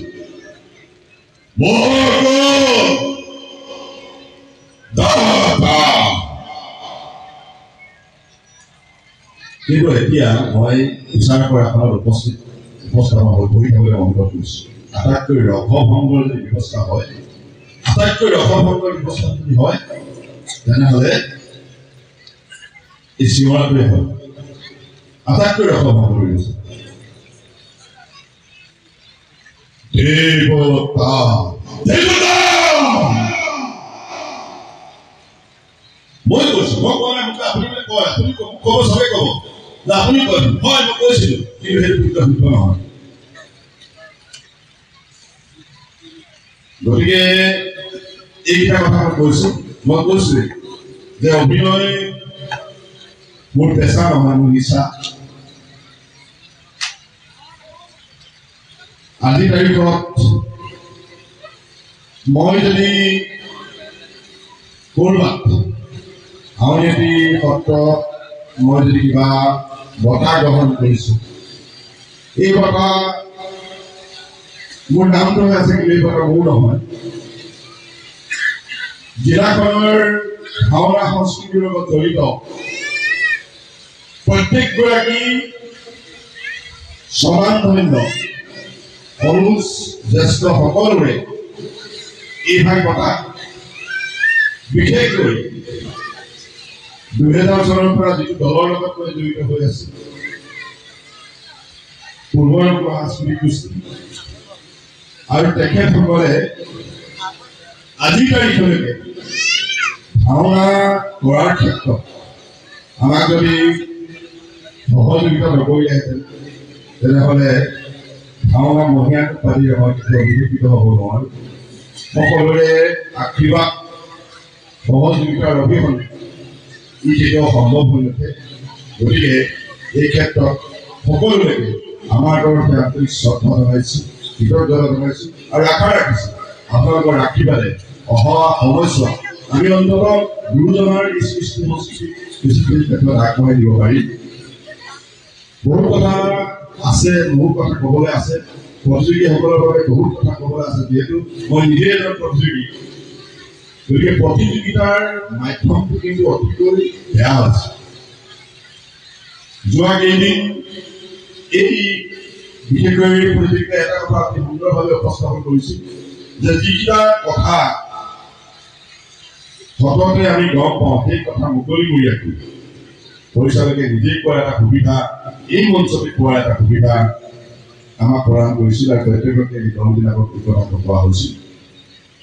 গতিকে মই আশা ৰাখিছোঁ আপোনালোকে এই ব্যৱস্থাটো এটা অৰিহণা যোগাওক। আৰু এটা নতুন ব্যৱস্থা হৈছে,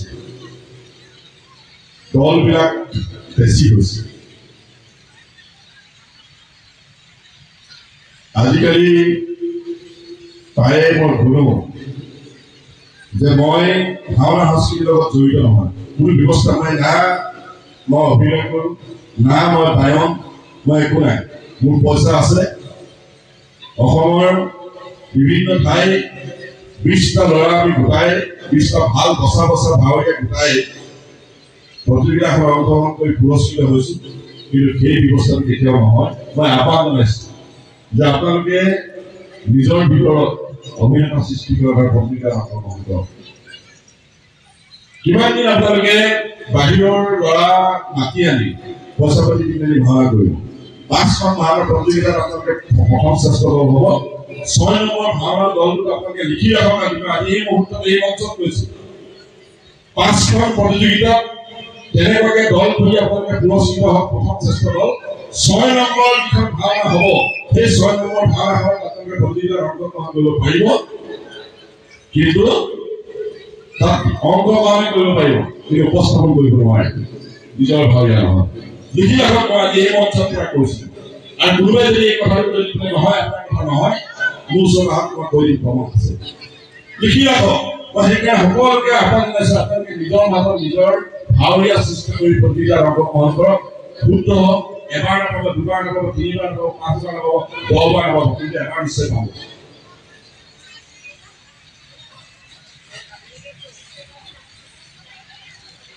কেতিয়াও এই ব্যৱস্থাটো কেতিয়াও ৰূপকে ৰাখে আপোনালোকে পাব মই কৈছোঁ যে 400 প্ৰায় 300-400বাৰ মই হিৰণ্য কবিতা গালোঁ মই কিন্তু 3বাৰে মই হিৰণ্য কবিতা পুৰস্কৃত হৈছোঁ 3বাৰ বেলেগ সৈতে কথা বলে মই হিৰণ্য কবিতা 3বাৰে হৈছোঁ কিন্তু মই এৰা নাই মই গাই আছোঁ পুৰস্কাৰৰ কাৰণে মই ব্যক্তিগত পুৰস্কাৰৰ কাৰণে আজি তাৰিখলৈকে মই কেলে নাপালোঁ বুলি ফেচবুকত লিখা কোনো উদাহৰণ নাই 23 বছৰ আমাৰ দল আছে 23 বছৰ 2000 চনৰ পৰা 2023 চনলৈকে গতিকে মই মোৰ কথাকেইটা মই শুদ্ধ নহ'ব পাৰে মই আগতে কৈছোঁ গুৰু সংস্কৃতি বিচাৰ কৰাৰ বিস্তৃততা মোৰ নাই মই সকলোকে আহ্বান জনাইছোঁ সকলোৱে মোতকৈ জ্যেষ্ঠ নহয় মোতকৈ কনিষ্ঠ সকলোৱে অংশগ্ৰহণ কৰিছে সকলোৱে শুদ্ধ ৰূপত শুদ্ধ ব্যৱস্থাপনাৰে আৰু আখৰা কৰি আখৰা বিহীনভাৱে নহয় উপস্থাপন কৰক গোটেই ব্যৱস্থাটো যদি আখৰা কৰি সম্পূৰ্ণভাৱে নাটক থকা মতে যদি স্ক্ৰিপ্ট সম্পূৰ্ণভাৱে নাটকৰ মতে যদি আৰু অভিনয় কৰে পুৰস্কাৰ বিচাৰকে নিজেচোন চাওক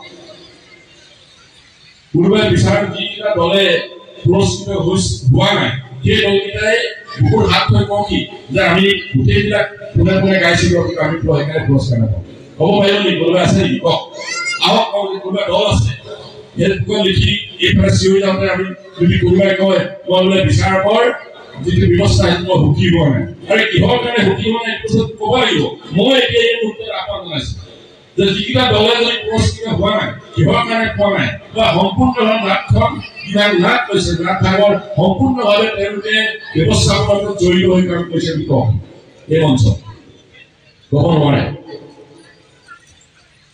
5 দিন টোপনি খতি কৰি এই আসনত 4 ঘণ্টা 8 ঘণ্টাকে বহাৰ পিছত ফেচবুকত আমাক কোনোবাই সমালোচনা কৰিব এই কথাটোৰ কাৰণে মই অন্তত প্ৰত্যেক নকৰোঁ যদি কিবা ক'বলৈ আছে মই এইটো কথা নকওঁ যে মই সম্পূৰ্ণ 100% মোৰতো ভুল হ'ব পাৰে মই ক'লে মোৰ কেতিয়াবা 8 ঘণ্টা বহি থকাৰ কাৰণে চকুকেইটা কিবা জাপ যাবও পাৰে ইয়াত যেতিয়া 4 ঘণ্টা 8 ঘণ্টা বহাৰ পিছত মোৰ চকুকেইটা কিবা কাৰণত জাপ যাব পাৰে কোনোবা মুহূৰ্তত আৰু জাপ যোৱা মুহূৰ্তত হয়তো চিন এটা ভুলকে উপস্থাপন হোৱাৰ পিছত মই নেদেখিব পাৰোঁ সেইটো বেলেগ কথা মই শুদ্ধ নহয়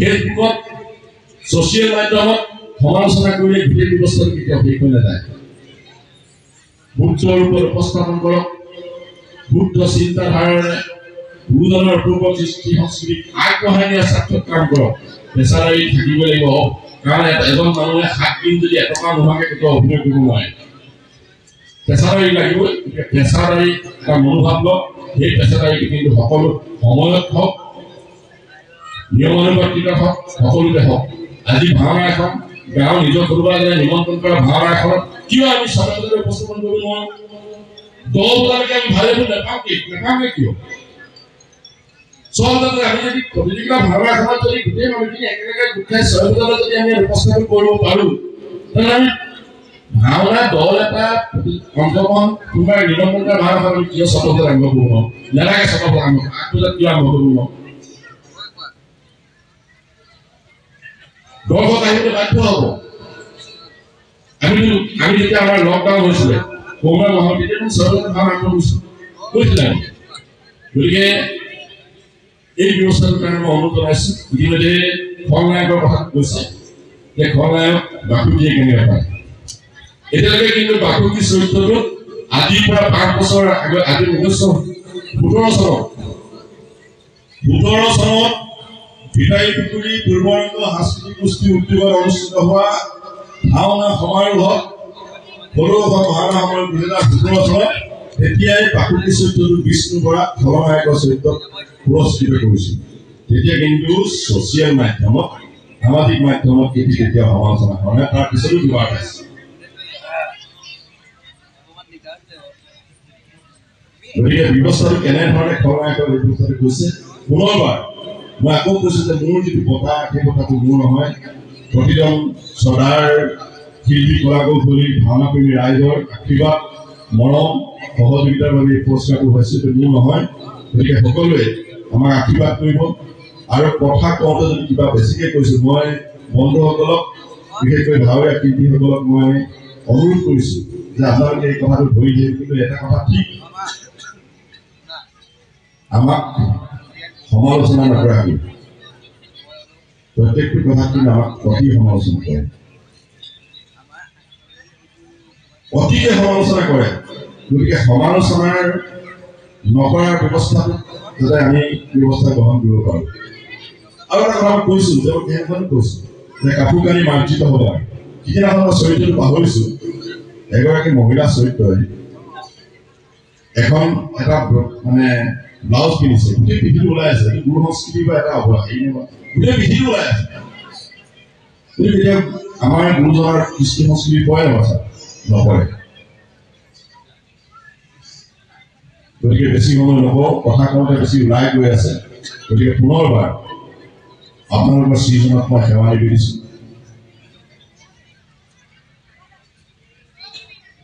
আপোনালোকে যাতে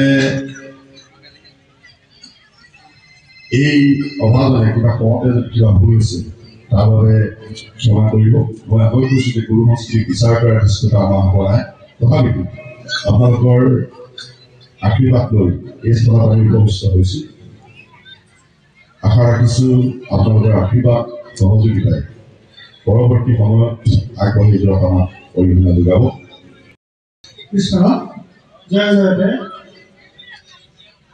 মহামিলন ক্ষেত্ৰত অনুষ্ঠিত হোৱা সৰু ভাওনা প্ৰতিযোগিতাৰ বঁটা বিতৰণী সভাত উপস্থিত সকলোলৈকে মোৰ সঁচাকৈ প্ৰণাম আৰু ভক্তি ভাৱ জনাইছোঁ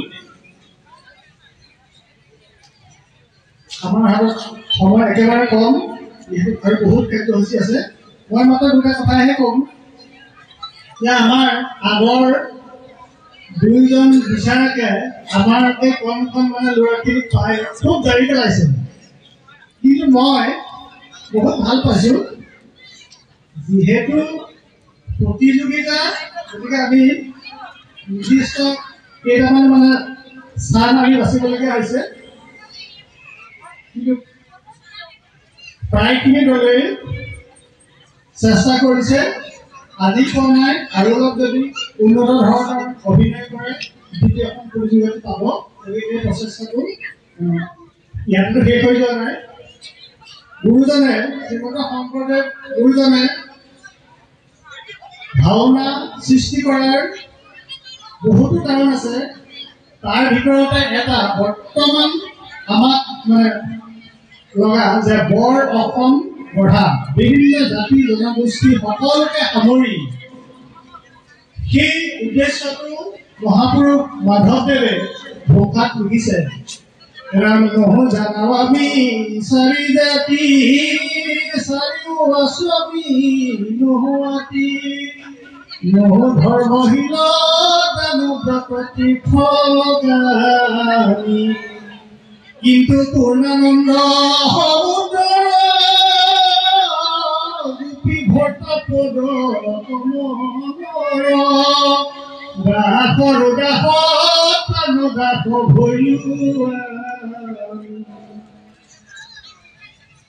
আমাৰ মাজত কোনো জাতিভেদ নাই, কোনো উচ্চ বৰ্ণ, কোনো নিম্ন বৰ্ণ, এই ভেদাভেদখিনি নাই।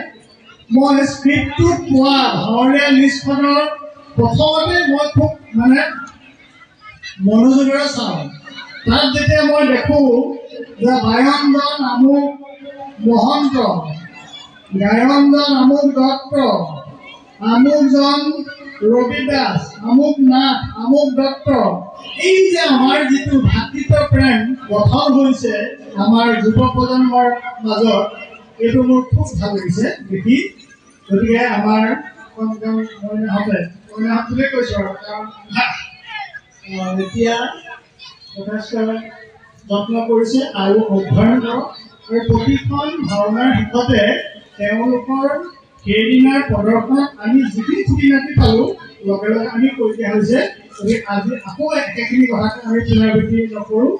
মই পুনৰবাৰ ইয়াত অংশগ্ৰহণ কৰা সকলো দলৰ অভিনেতা অভিনেত্ৰীলৈ আন্তৰিক ধন্যবাদ আৰু কৃতজ্ঞতা জ্ঞাপন কৰি মোৰ এই দুআষাৰ দিয়ামতে সামৰণি মাৰিছোঁ। ধন্যবাদ। যি কি নহওক, থকাকেইটা দিনত কৈ আহিছোঁ কিছুমান কথা নক'লে নিজকে দুখী লাগে। কাৰণ মই সত্ৰৰ সেৱক ভকত, আমি 25 বছৰ দিন থাকিলোঁ, সত্ৰত শিকিলোঁ। শিকাৰ পিছত যদি কিছুমান অপভ্ৰংশ বুলি ক'ম, মই এইখিনি পাভত গজা কিছুমান বায়নে হওক, গায়নে হওক, সূত্ৰধাৰীয়ে হওক, পাভত গজা বুলি ক'বলৈ মই আজিকালি এইটো কাৰণে ক'বলৈ বাধ্য হৈছোঁ, কাৰণ মোকো তেনেকে ভাগ্যৱানে মোক অকণমান অসুবিধা কৰিছে। আৰু সেইকাৰণে মই এই মঞ্চখনৰ পৰা অকণমান আঁতৰি দিব বিচাৰিছোঁ। কাৰণ মোক যেতিয়া যিসকল ব্যক্তিয়ে মোক শংকৰদেৱৰ গুৰুজনাৰ লগত তুলনা কৰিব, যে এইজন শংকৰদেৱৰ তেখেতচোন শংকৰদেৱে ওলালে, এনেকুৱা ধৰণৰ কথাবিলাকত তেওঁলোকৰ চিন্তাধাৰাবোৰ আমি বুজি পাওঁ যে মোক যেতিয়া শংকৰদেৱ বুলিছে, তেওঁ শংকৰদেৱক গুৰুজনাক কিমান শ্ৰদ্ধা কৰে আৰু বুজিবলৈ বাকী নাথাকিব। এনেকুৱা ধৰণৰ অকণমান দুখীও চাব বুলি ভাবিছোঁ। মই গায়ন আৰু সূত্ৰধাৰী এই দুটাৰ বিষয়ৰ ওপৰত অকণমান কম, যিহেতু মই এই দুটাৰ ওপৰত বিশেষ পাৰ্গত। মোৰ দেহৰ শ্ৰোতাও নকয় যে মই হিৰণ্যকশিপুৰ গাম। এইটো গায়ন আৰু আমাৰ সূত্ৰ, বিশেষকৈ আজি মোৰ সূত্ৰধাৰীৰ ওপৰত হ'ব। গায়নৰ ওপৰত মই দুটামান কথা কম। ধীনা ধীনা ধীনা ধেই তাতা ধীনা উত্তা ইকা ধে উত্তা ইকা ধি ধি ধীনা ধীনা ধে নিকা ধীনাও ধীন ভাগ ধেই। এভাগ ভাগ পৰম্পৰা কমলাবৈদ্যৰ শৈলী অনুযায়ী এভাগ ভাগ সামৰণি ভাগ। এতিয়া চাওক, এই ভাগ ক'ত উপস্থাপন কৰে আজিৰ শিল্পীসকলে, শিল্পী দলসকলে। আৰ্ট কাপোৰৰ প্ৰথমতে যেতিয়া আৰম্ভ হ'ব, আৰ্ট কাপোৰৰ বাহিৰত প্ৰথমতে সেইভাগে বজায়।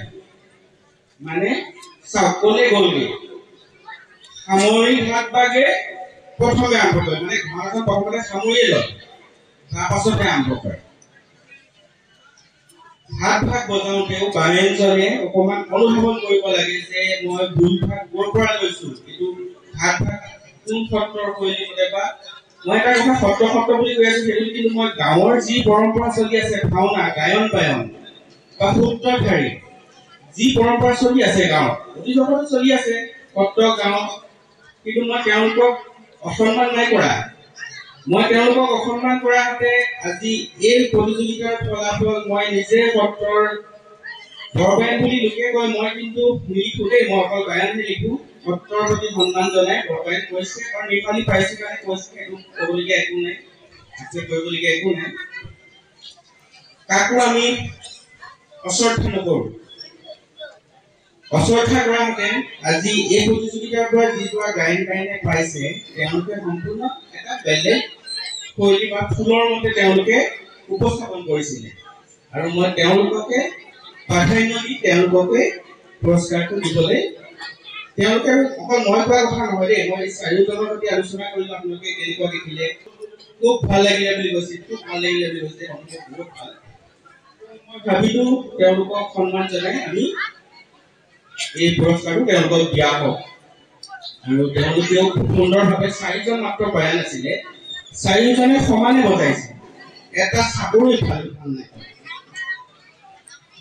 ঠিক তেনেকৈ আৰু আগৰ প্ৰতিযোগিতাত মই তেনেকৈ আউণ্টি সত্ৰৰ শৈলীৰ এযোৰা গায়ন বায়নক মই তেনেকৈ প্ৰথম পুৰস্কৃত কৰিছোঁ।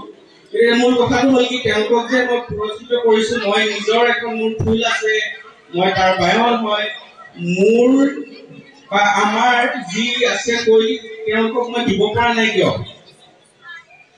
বস্তু তাতে মই কিয় দিব পৰা নাই? কি হৈছে, তেওঁলোকে অপভংগ কৰিছে। মই অপভংগটো কেতিয়া সহ্য নকৰোঁ। প্ৰমাণ হিচাপে আপোনালোকক দেখুৱালে প্ৰথমতে ভাওনাখন সামৰি লয়।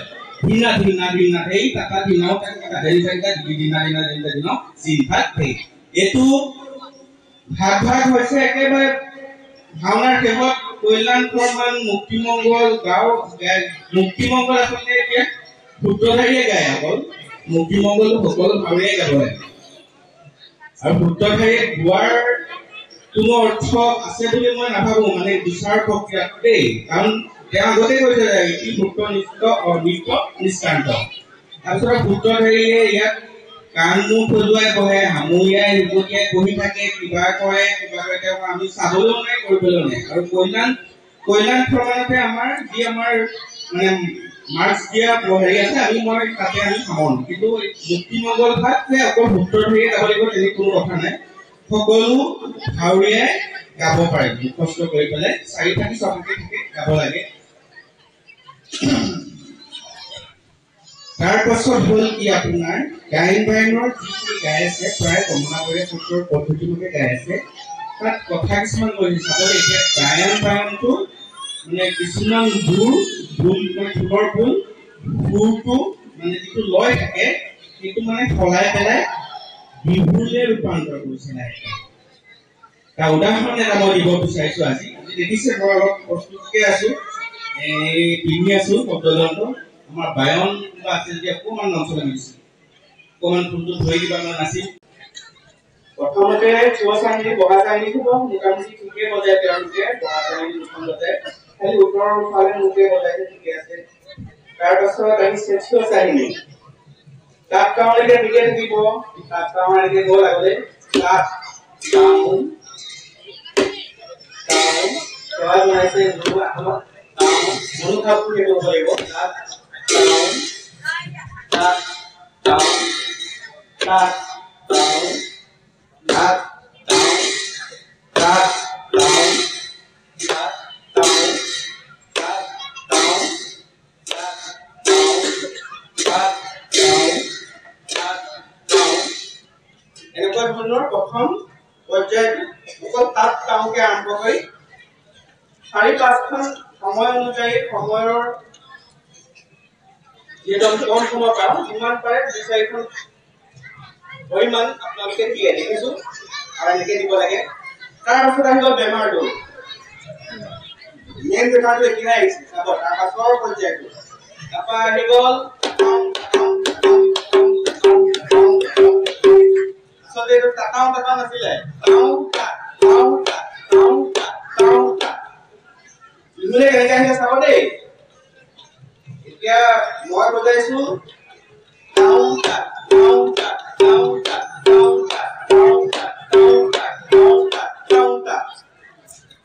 এতিয়া প্ৰচলিত আমাৰ গায়ন বায়নৰ দলসমূহে বজায়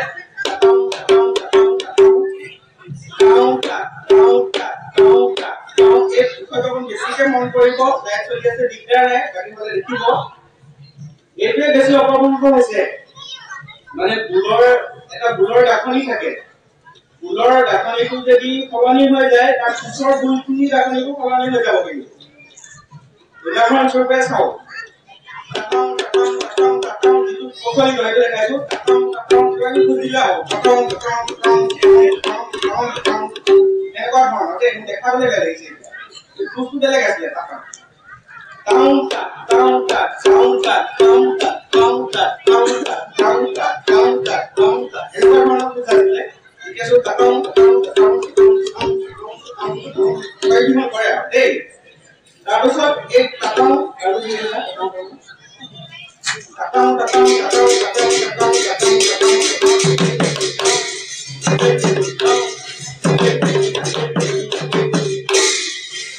এই মানে কাটাও কাটাও কাটাও কাটাও কাটাও কাটাও কাটাও কাটাও কৰিলে লগে ফুলৰ পিছৰ গাখনিটো সলনি হৈ গ'ল এতিয়া মই বজাম আমি যেনেকে বজাই কটৰ বা যেনেকে আমি দেখি আহিছো কলিজৰ পৰা সেইটো চাও দেই কাউন্টা কাউন্টা কাউন্টা কাউন্টা ইয়াতো পৰিমাণ আছে আগতে প্ৰথম পৰ্যায় যেনেকে তাতাওকে লাহে লাহে গ'ল পিছৰ পৰ্যায়ত পৰিমাণ আছে কাউন্টা কাউন্টা কাউন্টা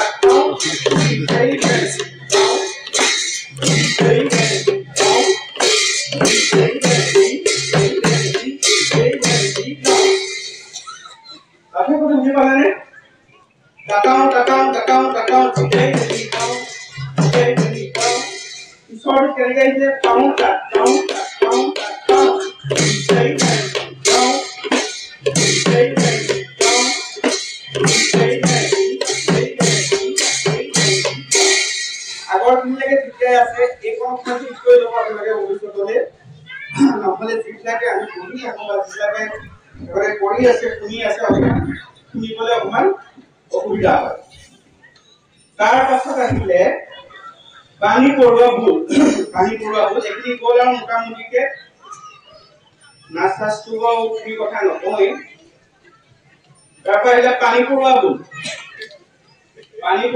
কি কৰে আৰু এটা লগত বজায়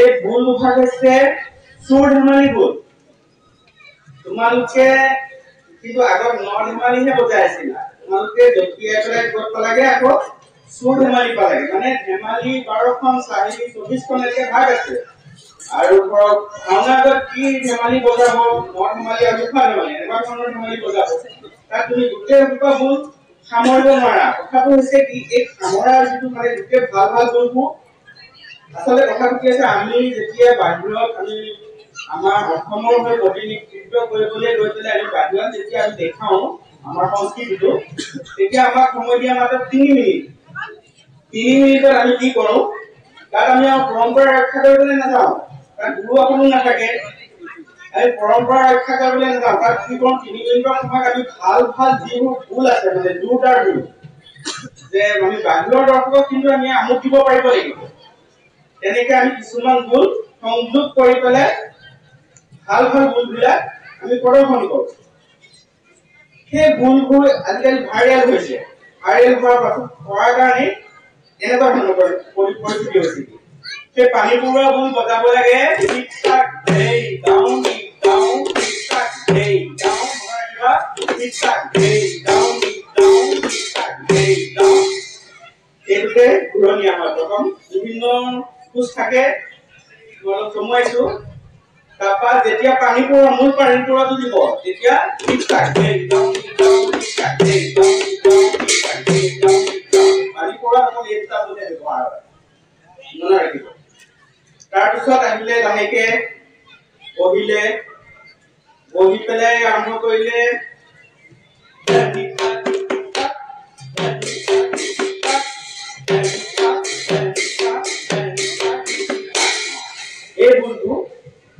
এই ভুলটো মানে আমি তেনেকুৱা ধৰণৰ কোৱা মতে বাহিৰত দেখাবৰ কাৰণে অলপ জোৰ দিয়াৰ কাৰণে আমি বনাই লৈছিলো এইটোকে ভাইৰেল হৈ পেলাই আপোনালোকে খেলতে বজাব লগা আচলতে দুখা ধেমালি ভুল এভাগ কিন্তু দুখা ধেমালি ভুল ভাগ তেনেকে আৰম্ভ নকৰে গম পাইছেনে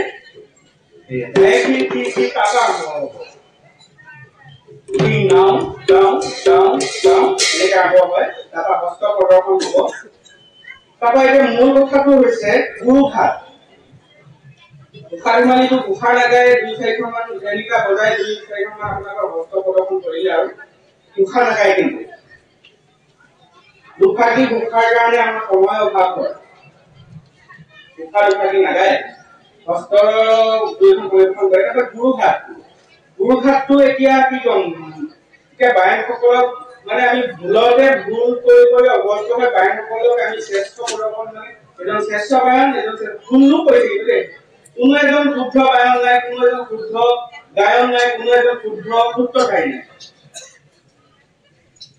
আজি মঞ্চত মই কৈছো এজন বায়ন নাই এই ভাওনা সংস্কৃতি আমি অসমীয়া ভাওনা কওঁ বা মাতৃ ভাষা ভাৱে কওঁ মুখ চুট কলা প্ৰথম চুট কলা কালখন সূত্ৰধাৰী ভাষা তাক দেই তিনি দেই জিধে গীতা তা কীৰ্তি তা দে গীতা এজন বায়ন এজন গায়ন এজন সূত্ৰধাৰী যদি শুদ্ধকে মোক দেখাব পাৰে তাল মান ৰক্ষা কৰি মাত্ৰা ৰক্ষা কৰি তেতিয়া মই তেওঁক সেৱা কৰিম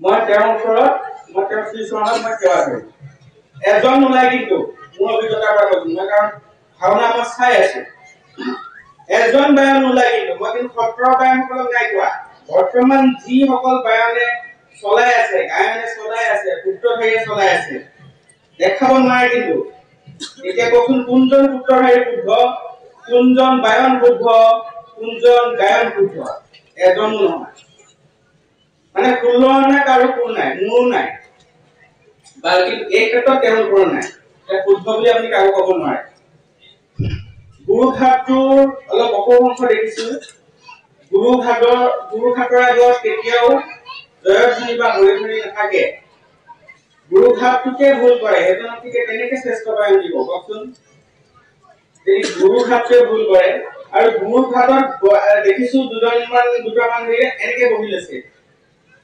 এনেকে বহি লৈছে কিন্তু পঢ়াৰ যি আসন এই আসনত সাধাৰণতে গুৰুঘাটত নবজায় গুৰুঘাট মুখামুখিকে বজায় এনেকে মুখামুখিকে যায় বাইজনো মুখামুখিকে দেখিব এই গুৰুঘাটতে যেতিয়া ভুল আৰু কবলৈ বাকী নাথাকে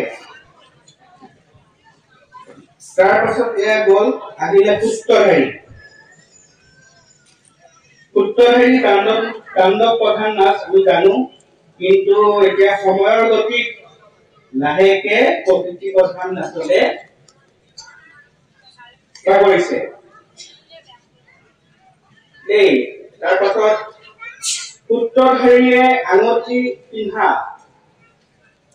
লাহেকে প্ৰচলন হৈছে আমি দেখা নাছিলো আঙঠি পিন্ধি লয় এইটো লাহেকে মই যিসকলে সুধিছে মই কৈ লাহেকে নিবাৰণ কৰিছো প্ৰথম নাচখন যে পিতাক ধৰি গাওঁ এইটো চাব প্ৰথমতে ভৰিটো দাঙি এই গাওঁ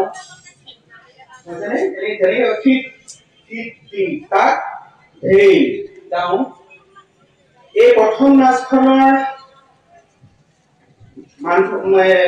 নৃত্যশিল্পীজনৰ মনোভাৱ হ'ব লাগে মোৰ বুকু অশ্ৰু অঞ্জলি ভগৱানৰ শ্ৰীচৰণৰ মই অৰ্পণ কৰিছো এতিয়া কি কৰিছে ভৰিটো দাঙি গছকিনে দিছে গছকিহে দিছে মই মুক্ত কোন আছে অৰ্থটো পৰমাৰ্থিক অৰ্থটো হৈছে মোৰ বুকু অশ্ৰু অঞ্জলি মই ভগৱানৰ শ্ৰীচৰণত অৰ্পণ কৰিছো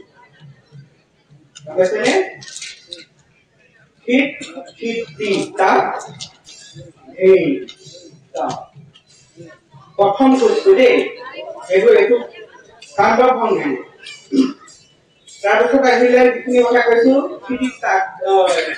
ভুলটো কেনেকে সলনি হৈছে চাব দেই মই ভুলটো এবাৰ দেখাই দিছো কেনেকে আৰম্ভ কৰিব সূত্ৰধাৰী নাচৰ শৃংখলা তালটো ৰক্ষা কৰিবলৈ কোনো এটা দলে নোৱাৰে মই যিটো যেনেকে হ'ব লাগে মানে এনেকে কৰিলে ভুলটোৰ যিটো আমাৰ পৰম্পৰা চলি আহিছে পৰম্পৰাটো ৰক্ষা হ'ব তালটো ৰক্ষা হ'ব তাক ধেই জিধে গীতা তা কীৰ্তি তা দে গীতা কীৰ্তি তা ধেই তিনি ধেই জিধে গীতা তা কীৰ্তি তা দে গীতা এনেকে গালে আমাৰ পৰম্পৰাটো ৰক্ষা হ'ব ভুলটো একে থাকিব শুদ্ধও হ'ব মাত্ৰা হিচাপে শুদ্ধ হ'ব নহলে এতিয়া কি হৈছে মই যেনেকে আগৰ এটা উদাহৰণ দিলো টাটাও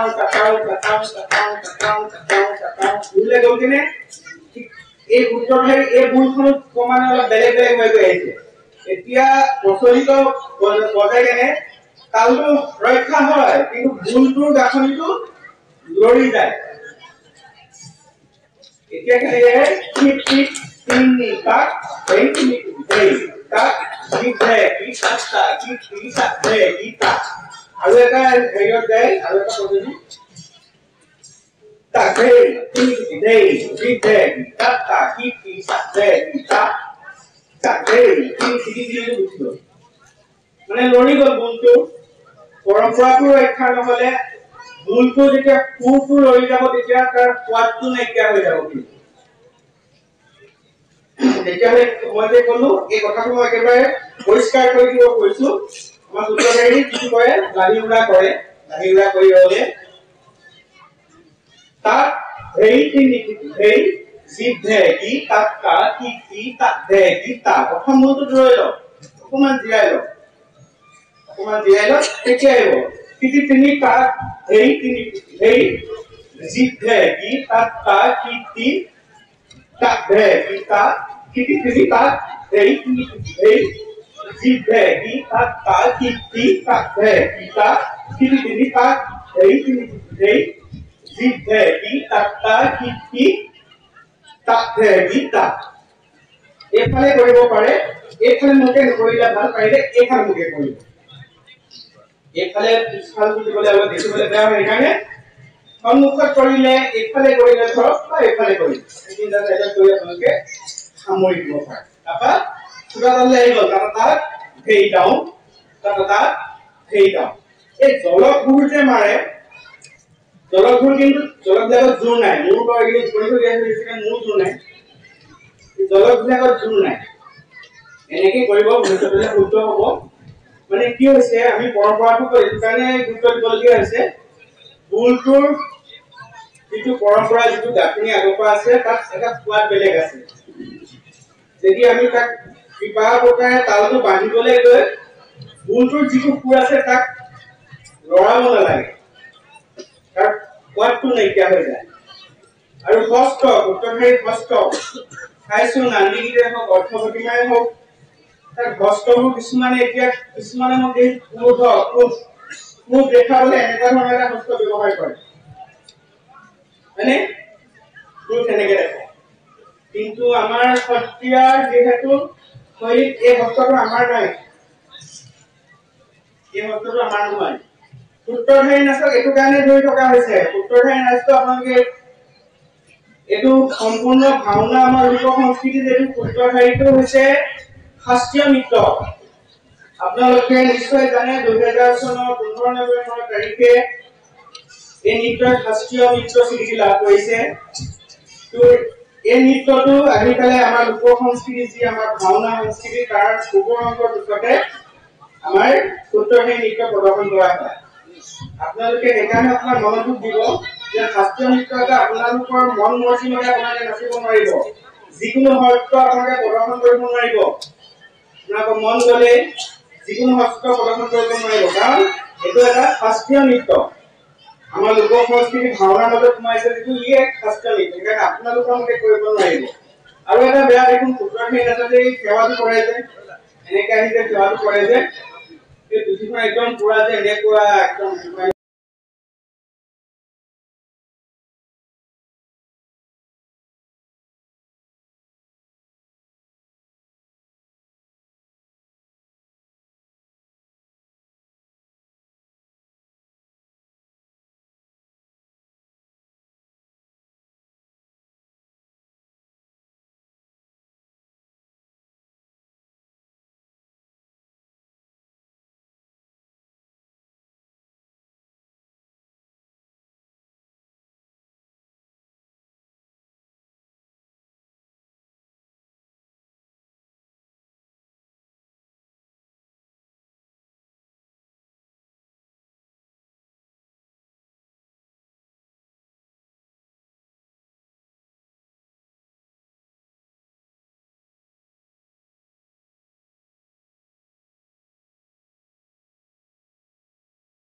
আৰু যি কি নহওক কথাখিনি আৰু ক'ব পাৰি বিহুটো শুকাই গৈছে গাটো বৰ ঠিক নহয় নাচিবলৈ আৰু মন আছিলে সূত্ৰধাৰীসকলক অকণমান মানে অলপ বেছি হৈ গৈছে সূত্ৰধাৰীসকলৰ জোখতকৈ অলপ বেছি হৈ গৈছে এবাৰ পালে না এবাৰ যেতিয়া শ্ৰেষ্ঠ পাই যায় তাৰপাছত তেওঁলোকৰ অহংকাৰটো অট'মেটিক আহি যায় তাৰপিছত নাপালে এবাৰ কাকতো যদি নাপায় নহয় নাপাই যাব 10খন ভাওনা 10জন সূত্ৰধাৰী থাকে কমিটিয়ে ইছমান কৰি দিয়ে 2জন হয়নে তাই 8জন বাদ পৰিবই তাৰপিছত মোৰ মানে প্ৰমাণ পাইছোঁ মই সেইকাৰণে মোৰ মেছেজ আহে কি বিচাৰ কৰিলে আপুনি আজি অলপ দিনৰ আগত এখন পকা মোৱাত ভাওনা ভাগ হৈ গ'ল ল'ৰা এটাই পালে ল'ৰাটো নতুন ল'ৰাটোৱে কৰিলে কি নাচি মেলি আহিলে তাত মানে সেই ভাওনা প্ৰতিযোগিতাত প্ৰতিখন ভাওনাত মানে এজন সেৱকী আছিলে নতুনকে ল'ৰাটো উঠিছে মই গম পাইছোঁ কি ভাল নাছিলে আহি পেলাই এইফালে তেওঁ লাষ্টত শেষত যেতিয়া তেওঁ এইফালে আহিলে সেৱকী মানে সেই আমাৰ হৰি থকা জেগাত ৰৈ আছে সেৱকী মানে তেওঁ মানে মাননী আৰু অৰিহণা এনেকে ভক্ত ৰৈ আছে তাৰপৰা কিয় বোলা ভাই মোলা ল'ৰা নতুনকে আহিছে কিয় গৈ পেলাই এঠাইত পালেগৈ গৈ পেলাই আপুনি সেৱাটো কৰিলে মানে আপোনাৰ কিমান 1 মিনিট নহ'ব নেকি আধা মিনিট মান হ'ব আচ্ছা আহি ইয়াত বহিলে গম পাইছেনে সেই অকণমান সময়ৰ ভিডিঅ'টো ক্লিপটো ৰেকৰ্ডিং কৰি ভাইৰেল কৰিলে এনেকুৱাও ভাওনা হয় সূত্ৰধাৰী নথকা হেৰিও পুৰস্কাৰ পায় এনেকুৱা ধৰণৰ কথা কিন্তু মই নিজে মানুহবোৰে দেখি আছোঁ যে তেওঁ ক'ত গৈছে প্ৰতিটোকে সূত্ৰধাৰীজন ওলাই পেলাই ক'ত গ'ল তেওঁলোক বাহিৰলৈ যোৱা নাই তেওঁ প্ৰচাৰ কৰিবলৈ যোৱা নাই সেইটো আমাৰ পৰম্পৰাৰ ভিতৰত নহয় নেকি সেৱকীজনে সেৱা এটা জনালে আৰু সূত্ৰধাৰীজন ইয়াত থাকি পেলাই কি কৰিব কাৰণ মোক খোজুৱাই হামিয়াই গতিয়াই থাকে দেখিছোঁ নহয় কেনেকৈ থাকে আৰু তেওঁ অলৰেডি কৈ থৈ গ'ল ইতি সূত্ৰ নিষ্ঠ অনিষ্ট নিষ্কান্ত তাৰপিছত আৰু তেওঁ কৰিবলগীয়া একো নাই এই তেনেকুৱা ধৰণৰ মানে মানসিকতা হ'ব নালাগে দেই সকলোকে কৈছোঁ সকলোৱে ভাল আছে সূত্ৰধাৰী সকলোৱে ভাল নাছে দেই কোনো এজন সূত্ৰধাৰী আপুনি পেলাই দিবলগীয়া সূত্ৰধাৰী কোনো নাই গম পাইছেনে আৰু এই যি সংস্কৃতি আছে আমাৰ এই অসমীয়া ভাওনা কওক বা মাতৃভাষাৰ ভাওনা কওক একেবাৰে কষ্টকৰ যিটো চৰিত্ৰ সেইটোৱে হৈছে সূত্ৰধাৰী যিয়ে নেকি 15 মিনিট সময় নাচি থাকিব লাগিব একেৰাহে গাই থাকিব লাগিব অভিনয় কৰি থাকিব লাগিব তেওঁ চকুত সেই অভিনয় থাকিব লাগিব হস্ত প্ৰদৰ্শন কৰিব লাগিব পাৰিব এজন সাহসী অভিনেতা ভাওনা ক'ব পাৰিব দম দি পেলাই মই সূত্ৰধাৰীটো এবাৰ ট্ৰাই কৰি চাওঁ বুলি যিসকল সূত্ৰ নৰচাসকলে যিসকলে ভাল কৰে ইমান সহজ হয় কিন্তু প্ৰৱেশ এটা মৰাৰ পাছতে ভাগৰত এই মাইক্ৰফোনটোকে গম পাই যাওঁ আহি যায় কিন্তু সূত্ৰধাৰীয়ে নহয় কিমানখিনি নাচৰ পিছত ৰাগ দিয়ে শ্লোক গায় নান্দীগীত গায় অৰ্থৱতীমা গায় তাৰ মাজে মাজে নাচ আছেই সেইকাৰণে সূত্ৰধাৰীসকলক ময়ো সন্মান কৰোঁ আপোনালোকে সকলোৱে সন্মান কৰিব কাৰণ গোটেই আমাৰ ভাওনাখনৰ কিন্তু একদম মেইন নায়কজনে যে সূত্ৰধাৰ আৰু সূত্ৰধাৰৰ সমান কষ্টকৰ চৰিত্ৰ নাই কিন্তু সেইখিনি কথা সূত্ৰধাৰীসকলে অকণমান মন কৰক যে মই যি ভৰি থকা কথাটো ক'লোঁ যে প্ৰথম খোজোতে ভৰি নাথাকিলে দেখিবলৈ বেয়া হয় মই পৰমাৰ্থিক কথাটো কৈ দিলোঁ যে বুকুৰ অশ্ৰু অঞ্জলি ভগৱানৰ শ্ৰীচৰণত মই অৰ্পণ কৰিছোঁ এই সেৱাটোৰ কথা ক'লোঁ এই পৃথিৱীৰ বৰ বেলেগকৈ ভাঙিছে এইটো মানে কি হ'ল প্ৰকৃতিলে পৰিৱৰ্তন হৈছে লাহেকৈ পুৰুষ প্ৰধান নাচ সূত্ৰধাৰী হস্ত কথাটো মন কৰিব বৰ বিশেষ নকওঁ ইমানখিনিকে কৈ মোৰ চমু মন্তব্য সামৰিছোঁ নহয় জানো কিবা ক'বলৈ আছে ধন্যবাদ